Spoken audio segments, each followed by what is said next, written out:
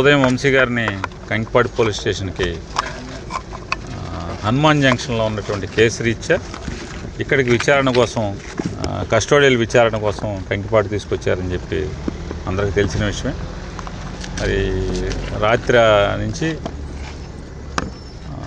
శ్వాస అందక ఇబ్బంది పడుతుంటే హాస్పిటల్ తీసుకొచ్చారని టీవీల్లో చూసి, టీవీలో అన్నింటిలో కూడా వంశీకి అస్వస్థతగా ఉంది, కంకిపాడు హాస్పిటల్కి షిఫ్ట్ చేశారు పోలీస్ స్టేషన్కి అని చెప్పి టీవీలో వస్తుంది.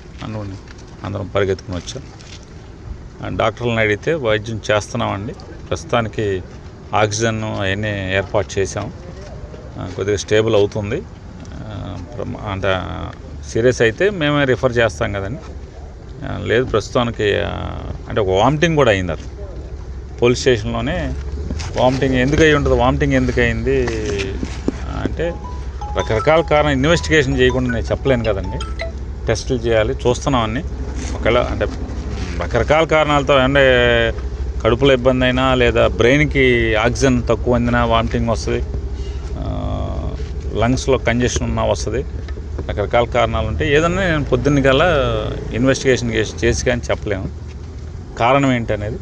ప్రస్తుతానికైతే ఆక్సిజన్ అయి పెట్టి ఇంజెక్షన్స్ అవన్నీ చేశాను, సెలైన్ పెట్టాను అని చెప్పారు. దాని మీద కొంచెం కుదుట పడిందని చెప్పని అంటే పోలీసు వారు కూడా, సార్ ఆయన కస్టడీలో ఉన్నారు కాబట్టి మీరు బయటే ఉండాలి కాబట్టి అంటే సార్ పొద్దునే వద్దామని చెప్పని అందరం, ఆయన శ్రీమతి గారు కూడా ఇప్పుడు వెళ్ళారు, పొద్దున్నే మళ్ళీ వచ్చి ఎలా ఉంటుంది అనేది చూసుకుంటాకని చెప్పని. ప్రస్తుతానికైతే స్టేబుల్గా ఉందని చెప్పి డాక్టర్ గారు చెప్పారు. వంశీని కూడా దూరం నుంచి చూస్తే కిటికీలో చూస్తే ఆక్సిజన్ అవన్నీ పెట్టి ఉన్నాయి, సెలైన్ వెళ్తుంది, బాగుండాలని కోరుకుని. అట్లాగే ప్రభుత్వం వారిని కూడా, ఎవరైతే ప్రభుత్వాన్ని నడిపే వాళ్ళని కూడా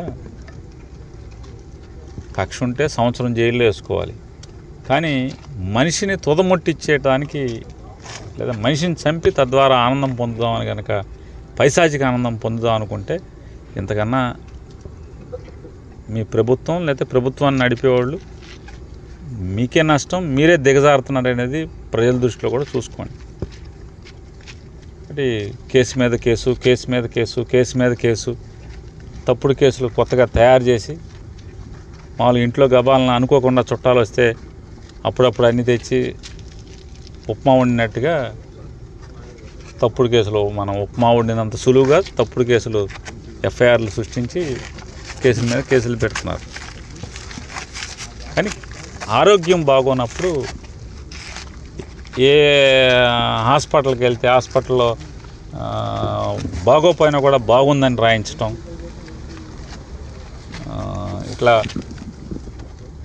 కస్టోడియల్ విచారణ అని పేరుతో ఈ రకంగా ఇట్లా చేయటం ఏముంది. కస్టోడియల్ విచారణ 2000 అప్పుడు తెలుగుదేశం ప్రభుత్వంలో తప్పు చేశాడంట, అప్పుడేమో సమ్మగా ఉంది చంద్రబాబు నాయుడికి లోకేష్కి, ఇప్పుడేమో దాని మీద పగలు తీసేయాలన్నారు.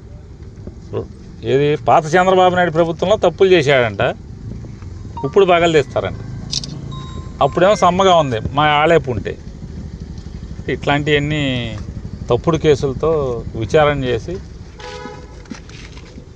ఇది ప్రజలు హర్షించరు. ప్రజలు మంచిగా పరిపాలించండి రా బాబా అంటే వేసిన ఓటు ఎంతమంది వేల మంది వైఎస్ఆర్ కాంగ్రెస్ పార్టీ కార్యకర్తలను కొడతాం, నడవలేకుండా చేయటం ఏంది.